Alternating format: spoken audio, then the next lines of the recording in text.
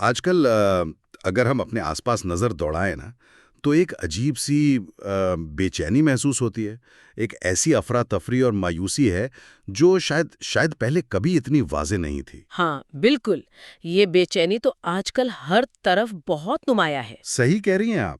مطلب معاشرتی سوال دیکھ لیں، امہ کی پریشانیاں اور دنیا بھر میں طاقتور کا کمزور پر ظلم ہے، یہ سب دیکھ کر لگتا ہے جیسے ہم کسی بہت گہرے بحران سے گزر رہے ہیں۔ ہم مگر جب ہم انہی حالات کو قرآن کے چشمے سے دیکھتے ہیں نا، خاص طور پر اگر ہم 20ویں سپارے یعنی جزء 20 پر غور کریں، جی جس میں سورہ النمل، سورہ القصص اور سورہ العنکبوت شامل ہیں، صحیح، تو اچانک لگتا ہے کہ یہ سب کچھ بالکل نیا نہیں ہے۔ یہ پیٹرنز، یہ انسانی نفسیات اور طاقت کے جو کھیل ہیں، یہ صدیوں پرانے ہیں۔ بالکل صدیوں پرانے ہیں، اور اصل مسئلہ یہ ہے کہ ہم نے ان کتابوں کو صرف برکت کے لیے پڑھنا شروع کر دیا ہے، وہی تو۔ جبکہ ان میں موجود جو تدبر ہے، وہ جو گہری سوچ وچار ہے نا، وہ ہمیں بالکل سیدھا راستہ دکھاتی ہے کہ تہذیبیں کیسے بنتی ہیں اور کیسے بگڑتی ہیں۔ یہی ہمارا آج کا مشن ہے۔ اس گہرے مطالعے کا مقصد ہی ان صدیوں پرانے نمونوں کو سمجھنا ہے جو طاقت، تکبر، آزمائش اور ہدایت کے درمیان فرق کو واضح کرتے ہیں، اور دیکھنا ہے کہ آج کے دور کی جو مسائل ہیں جیسے قرآن سے دوری، ان کا ان آیات سے کیا سیدھا تعلق ہے۔ آئیے اسے کھول کر دیکھتے ہیں اور سمجھتے ہیں کہ کس طرح یہ مباحثہ موجودہ حالات کو سمجھنے کے لیے ایک بہترین چشمہ فراہم کرتا ہے۔ یہ تجزیہ دراصل وقت کی سب سے بڑی ضرورت ہے۔ دیکھیں، جب ہم قرآن کی ان صورتوں کے اندر اترتے ہیں نا، تو یہ صرف ماضی کے قصے نہیں رہتے، یہ سائیکالوجی اور سوشیولوجی کی ماسٹر کلاسز ہیں۔ صحیح بات ہے۔ ان صورتوں میں عجیب بات یہ ہے کہ ان میں عام لوگوں کا ذکر تھوڑا کم ہے، اور مخصوص طاقتور طبقوں یعنی جو ایلیٹ کلاس ہوتی ہے، ان کا ذکر زیادہ ہے۔ یہ بتایا گیا ہے کہ جب کوئی شخص یا گروہ طاقت اور دولت کے نشے میں اندھا ہو جاتا ہے تو وہ معاشرے کو کس طرح مینیپولیٹ کرتا ہے۔ یعنی سارا کھیل اسی مینیپولیشن کا ہے۔ بالکل۔ آج امہ کی بنیادی پریشانیوں میں سے ایک یہ بھی تو ہے کہ ہم نے کاز اینڈ ایفیکٹ یعنی اسباب و نتیجے کے نبدی قانونوں کو بھلا دیا ہے۔ قرآن ہمیں ایک آئینہ دکھاتا ہے۔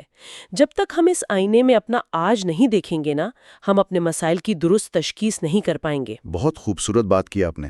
اور اس آئینے میں جو سب سے پہلا عکس نظر آتا ہے وہ ہے حقیقت کو ماننے سے انکار کرنا۔ جب ہم سورہ النمل میں حضرت لوط کی قوم کا واقعہ پڑھتے ہیں تو وہاں ایک بہت عجیب سا رویہ سامنے آتا ہے۔ ہاں، وہاں ان کا رسپانس بڑا دلچسپ تھا۔ ہے نا؟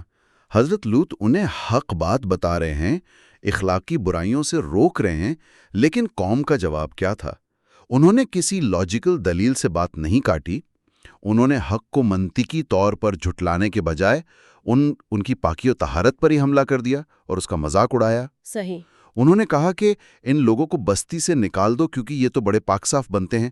ذرا سوچئے، اچھائی کو ہی طنز کا نشانہ بنا دیا گیا۔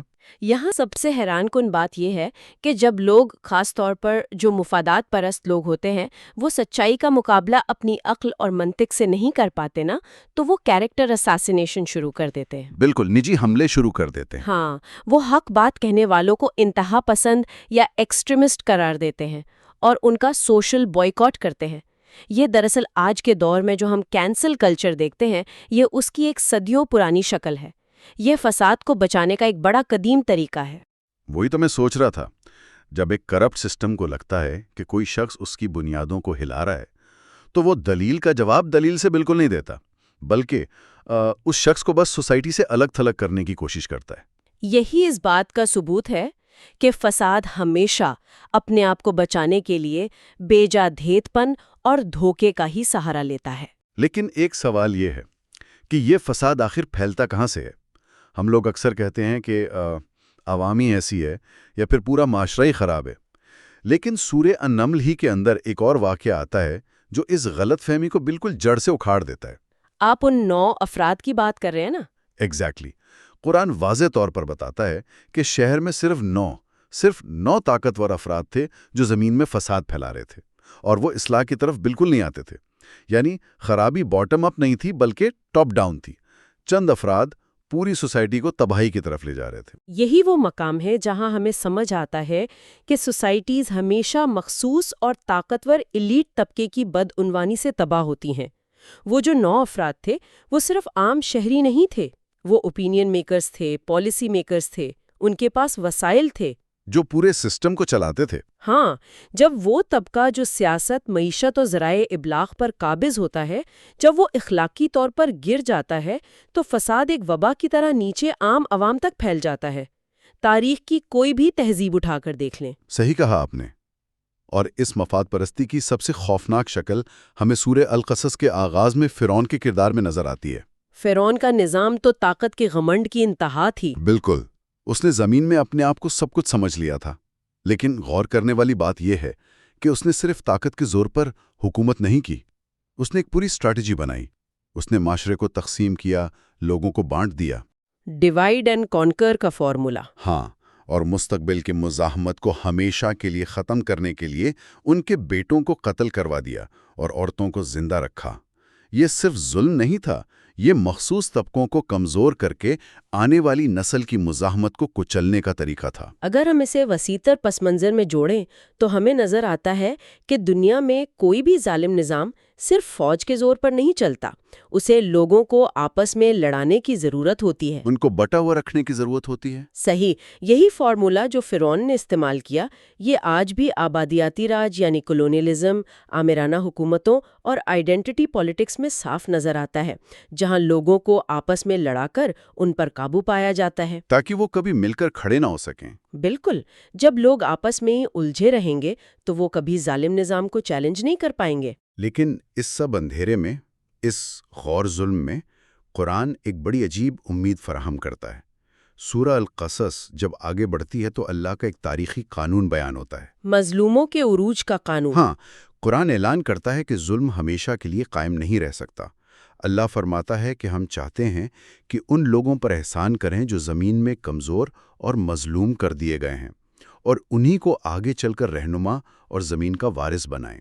یہ تو گیم کو پورا پلٹ دینے والی بات ہے۔ یہ آیت بتا رہی ہے کہ دنیا میں طاقت کا توازن کبھی سٹیٹک نہیں رہتا۔ اللہ ان لوگوں کو اٹھاتا ہے جنہیں سسٹم نے بالکل مسل دیا ہو، جیسے فرعون کے مقابلے میں حضرت موسیٰ کا اٹھنا۔ صحیح، اور مکہ کے طاقتور سرداروں کے مقابلے میں حضرت محمد صلی اللہ علیہ وسلم اور ان کے ساتھیوں کی فتح۔ یہ واقعہ بتاتے ہیں کہ ظاہری طاقت چاہے کتنی ہی ناقابل شکست کیوں نہ لگ رہی ہو، اللہ کا منصوبہ خاموشی سے پس پردہ اپنا کام کر رہا ہوتا ہے۔ اور اس منصوبے میں اللہ پر توکل کی ایک ایسی مثال ملتی ہے جو عقل کو ڈنگ کر دیتی ہے۔ حضرت موسیٰ کی والدہ کا واقعہ سوچئے، باہر فرعون کے سپاہی ہر نومولود بچے کو قتل کر رہے ہیں، اور اس وقت حکم ملتا ہے کہ بچے کو دریا میں ڈال دو۔ ایک ماں کے لیے یہ کتنا مشکل اور بے ظاہر غیر منطقی فیصلہ ہوگا۔ وہی تو، اگر ہم ریشنلی سوچیں تو دریا تو خود ایک آفت ہے، بچہ وہاں ڈوب سکتا ہے، یہ کیسا بچاؤ ہے؟ یہی وہ مقام ہے جہاں ان صورتوں کا روحانی سبق عروج پر پہنچ جاتا ہے۔ انسان کی سوچ جہاں ختم ہوتی ہے، اللہ کی حکمت وہاں سے شروع ہوتی ہے۔ کبھی کبھی خطرہ ہی تحفظ کا راستہ بن جاتا ہے۔ یعنی کامل توکل۔ بالکل، دریا جو ڈر کی علامت تھا، وہی بچے کو بچانے کا ذریعہ بن گیا۔ یہاں آ کر دلچسپی میں اضافہ ہو جاتا ہے جب ہم دیکھتے ہیں کہ وہ صندوق جس میں بچہ تھا ٹھیک اس محل کے دروازے پر جا پہنچتا ہے جس سے بچنے کے لیے اسے دریا میں ڈالا گیا تھا۔ یہ تاریخ کا سب سے بڑا مذاق ہے اس طاقتور کے ساتھ جو اپنے آپ کو خدا سمجھ بیٹھا تھا۔ فرعون نے ہر بچے کو مروایا، مگر اللہ نے اسی کے محل میں اس کی تباہی کا سبب بننے والے کو پروان چڑھایا۔ ظالم خود اپنے ہاتھوں سے اسے پلتا ہے جو اس کا خاتمہ کرے گا۔ یہ اللہ کی منصوبہ بندی ہے، کوئی بھی نظام اسے نہیں روک سکتا، نظام چاہے کتنا ہی سخت اور پیچیدہ کیوں نہ ہو۔ اب طاقت کے نشے کے بعد آتے ہیں دولت کے دھوکے کی طرف۔ قارون کا واقعہ، جس کے خزانوں کی چابیاں اٹھانا ہی طاقتور مردوں کے لیے بھاری تھا، مگر اس کا تکبر دیکھیں۔ جب اسے سمجھایا گیا تو اس نے کہا، یہ دولت مجھے میرے اپنے علم کی وجہ سے ملی ہے۔ قارون کا یہ جملہ دراصل تکبر اور مٹیریلزم کی پوری نفسیات کو بے نقاب کرتا ہے، اور یہ مائنڈ سیٹ آج بھی زندہ ہے۔ لوگ آج بھی اپنی کامیابی کو صرف اپنی ذہانت اور حکمت عملی کا نتیجہ سمجھتے ہیں اور اللہ کو بھول جاتے ہیں۔ The myth of the self-made man۔ بالکل، انسان سمجھتا ہے کہ یہ سب میری اپنی محنتوں کا نتیجہ ہے، لیکن اس گھمنڈ کا نتیجہ کیا نکلا؟ اسے اپنے محل سمیت زمین میں دھسایا گیا۔ اور اس وقت لوگ قارون جیسی دولت کی تمنا کر رہے تھے، کہتے تھے واقعی یہ بڑا قسمت والا ہے۔ ہاں، مگر جب وہ تباہ ہوا تو انہیں احساس ہوا کہ مادیت کتنا بڑا دھوکہ ہے۔ ہر کامیاب نظر آنے والا شخص اللہ کی نظر میں کامیاب نہیں ہوتا۔ تو اس سب کا مطلب کیا ہے؟ اگر فرعون جیسی میسو پولیٹیکل طاقت اور قارون جیسی بے حساب دولت دونوں ہی دھوکہ ہیں، تو پھر ان نظاموں کی حقیقت آخر ہے کیا؟ اس کا بہت ہی خوبصورت جواب ہمیں سورہ العنکبوت میں ملتا ہے۔ قرآن نے یہاں مکری کے جالے کی یعنی اسپائڈر ویب کی مثال دی ہے۔ مکری کا جالا؟ ہاں، جو لوگ اللہ کے سوا دوسروں کو اپنا کارساز بناتے ہیں، ان کی مثال مکری کے جالے جیسی ہے۔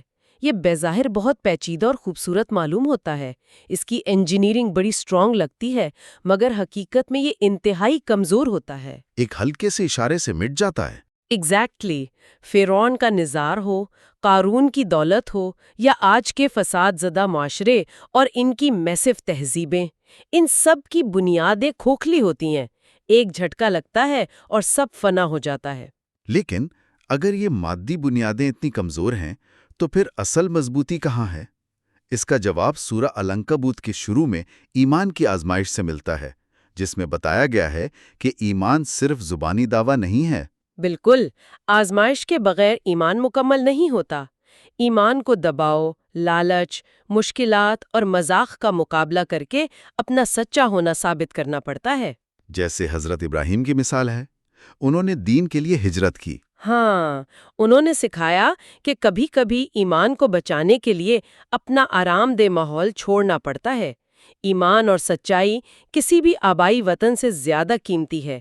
جہاں آپ کا دین خطرے میں ہو، وہاں سے نکل جانا اصل طاقت ہے۔ لیکن ہر کوئی تو فزیکلی ہجرت نہیں کر سکتا نا۔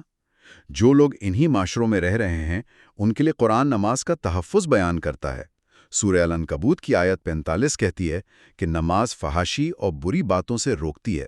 اور یہ صرف ایک مذہبی رسم نہیں ہے، یہ ایک اخلاقی ڈسپلن کا نظام ہے جو انسان میں خود احتسابی، عاجزی اور سیلف کنٹرول پیدا کرتا ہے۔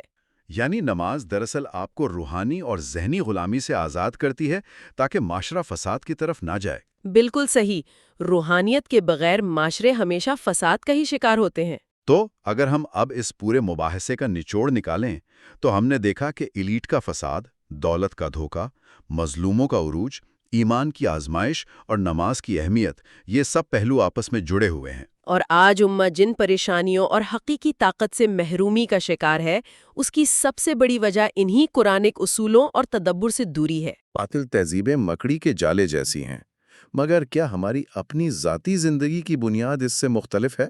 یہ ایک اہم سوال جنم لیتا ہے۔ جب آنے والے وقت کا کوئی بڑا بحران ہمارے موجودہ معیشت اور معاشرتی نظام کے ان پیچیدہ مکڑی کے جالوں کو ہلائے گا، تو کیا وہ بنیاد جس پر ہم نے اپنی ذاتی زندگی اور کامیابی کی عمارت کھڑی کی ہے، وہ اس جھٹکے کو برداشت کر پائے گی؟ یا وہ بھی ایک جھونکے کے ساتھ بہہ جائے گی؟ واقعی یہ ایسی بات ہے جس پر ہم سب کو غور کرنا چاہیے۔ آج کے اس گہرے مطالعے کو یہیں اختتام تک پہنچاتے ہیں۔ خالص علم وہی ہے جسے سمجھا جائے اور عملی جامہ پہنایا جائے۔ اگلی بار تک کے لیے اجازت دیجیے۔ خدا حافظ۔